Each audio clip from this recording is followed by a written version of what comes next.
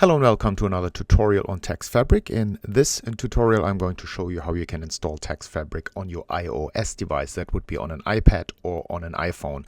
What I'm showing you here is an iPad 11 Pro with the M2 processor. Alright, good. In order to install TextFabric on your iPad or iPhone, you need to make sure that you have the app Cornets Plus installed. It's a great developer in France. I know him personally. He is kind and very professional. He's working for several research projects at universities in France, and he has a couple of apps that he has developed. Cornets Plus is one of them, and then A Shell is also an app that I can highly recommend you. It basically provides you with a terminal on your iOS device in which you can operate then the basic Linux and OS X functions. Please install Cornets Plus. When you open your Cornets Plus app, you will basically get into the folder system of the iPad in this case. And when you go up into your folder system of the iPad, you see that each app has its own folder. Obviously in the iOS system, each app is kind of siloed, disconnected from the other apps. I'm not sure why. It's a design decision. It comes with a lot of limitations, but once you know the limitations, you can work around these things. So anyway, here is the Cornets folder that we will be using in order to store our notebooks and also to run TextFabric. For the purpose of this tutorial, I have just created a new notebook, Jupyter Notebook, and I call it TF iPad testing.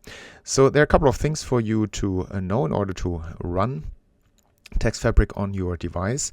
You first have to install the PyGitHub tool for Python, and you do this by the command pip install, and then if you have not installed it yet, you just type pip install PyGitHub.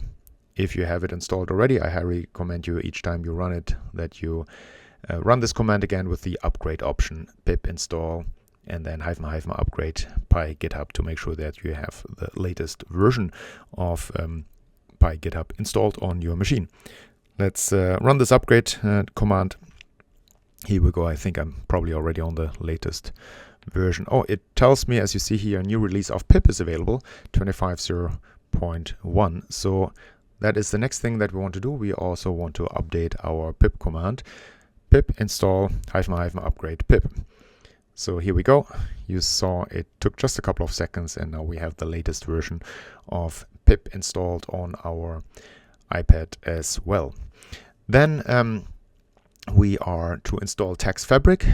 You can skip this command, pip uninstall -y TextFabric. We don't want to install TextFabric here on our device, so we skip this one, but this would be the command that you would run if you want to uninstall TextFabric. What we want to do, we want to install TextFabric, and for that to happen, we need to make sure that we are running the command pip install. And if you have not installed it yet, you delete this, pip install TextFabric, and then you see the option GitHub in square brackets. So you want to make sure that you install the GitHub limited version, so to say, of TextFabric. Although iOS can be a powerful operating system, and with the M chips now being available on iPads, it's also a very powerful processor that is available to you, but it's still a mobile device. Cooling options are limited, and TextFabric will crash if you run complex operations on it. So we want to make sure that we just install a limited version of TextFabric, and that limited version needs to get access to the GitHub option of TextFabric, because we're downloading the databases from GitHub. Anyway, so you carry out this command, pip install TextFabric, and then in brackets GitHub. In my case, I've installed it already, so I want to make sure that when I use GitHub on my iPad, I often like to just run the upgrade option just in case there's an updated version of TextFabric available. I guess I'm already on the latest version, but let me see. Yeah, I'm already on the latest version, so I would not have had to do this, but it's just, a matter of a couple of seconds, and you can double check whether you're on the latest version. Anyway, okay, good. So we have done this, and now we are ready to start TextFabric. You see here the typical standard TextFabric commands. that we have to run. We're loading now TextFabric through from TFFabric import fabric, and then from TF app import use.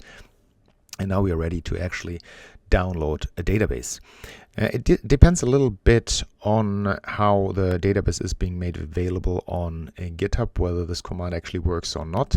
In this case, we are loading the BHSA with some additional models that have been developed by the Center of Biblical Languages on Computing. So it works flawlessly. You see how we have now run the command and has been executing fine. However, I would highly recommend that you actually go to your computer first, where you have installed TextFabric already, and then transfer your TextFabric data that is stored on your local machine, on your computer, and transfer to the iPad. The way how you would do that is you just, in case, in my case, I'm using iOS devices or Apple devices, so I can just do an airdrop. But you see here that I have airdropped TextFabric into my Carnets folder. Here you see the TextFabric folder that comes straight from my computer. I just dumped it here, moved it here, and you see I have here all the kind of databases that I'm typically using on my computer. They are now on my iPad. So make sure that you copy paste from your computer, or perhaps you use an USB stick, and move it over onto your iPad and place it in the Carnets folder, TextFabric. All right, good. I have done this already, and that's why you see I can use many databases here on the iPad. I have the Dead Sea Scrolls, I have the Septuagint, I have the Greek New Testament there as well. But I'm loading now only this one database, the BHS, as it's being made available by the Apostle Center of Babylon Computing. Okay, so let's run a first query. Here we go. We are just looking for Abraham and Abram. And obviously here you have the query results. So everything works like as if you would be on a computer. Let's do a table. Result view. Here you have it as you know it from your normal computer device.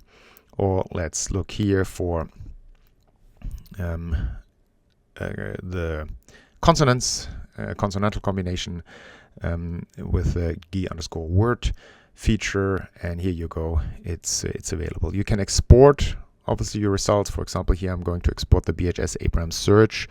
This was this search. We can export this as a CSV, as a TSV file, tab separated file, and then we can locate it. Here it is, the BHS Abraham search.tsv file. We could now go and do some data analysis with it.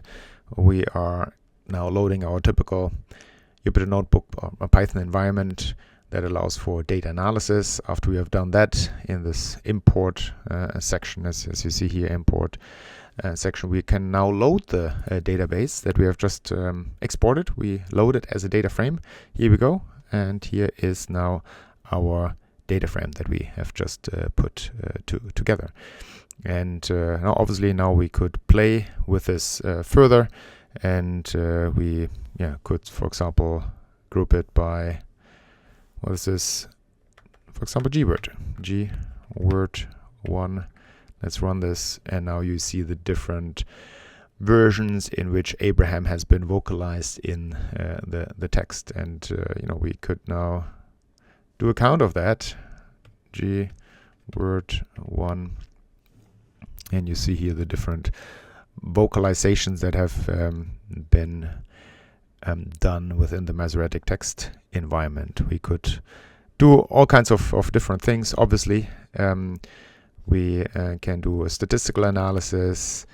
We can do plotting, as you see here. We can do different types of visualizations of the data that we have generated here within this Jupyter Notebook. Within, yes, iPad.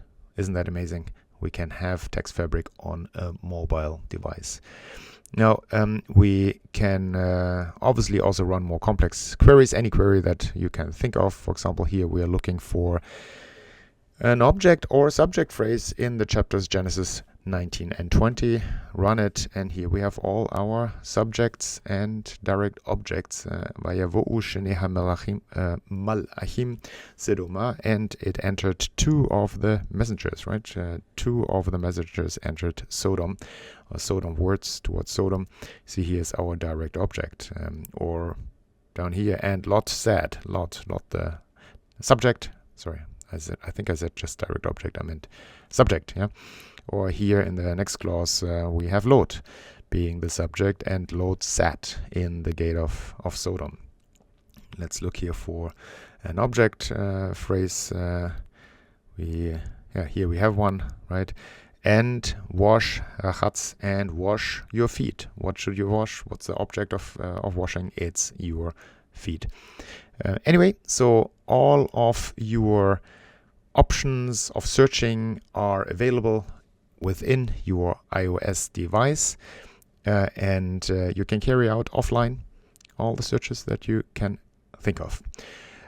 Last, perhaps important advice or remark, and that is some people, when they try to run TextFabric on their iPad within the within here the Carnets Plus app, they have not been able to launch actually in the database, and that simply has to do with them not being sensitive to, or overlooking the sensitivity of the system with regard to capital letters and lowercase letters.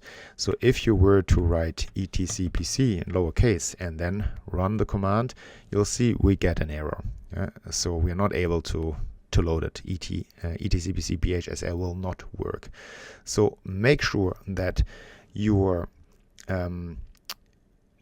spelling that you're using for the database matches the one that you actually have in your TextFabric folder. So I'm here in the, you see the Carnets folder, TextFabric, GitHub, and then you want to make sure, you see this is capital letters, etcpc, capital letters, and BHSA is in small letters, and there was a C version, TFC, it's also lowercase c. So we have capital letters for etcpc and the rest is lowercase. So when you are now going back to your notebook, you want to make sure that this matches your folder names.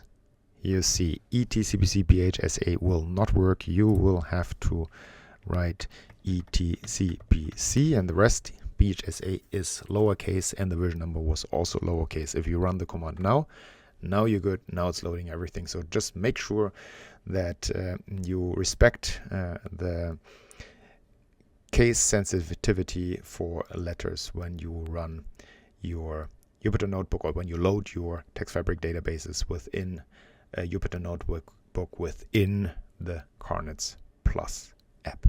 Okay, I hope that was helpful. Thank you and bye.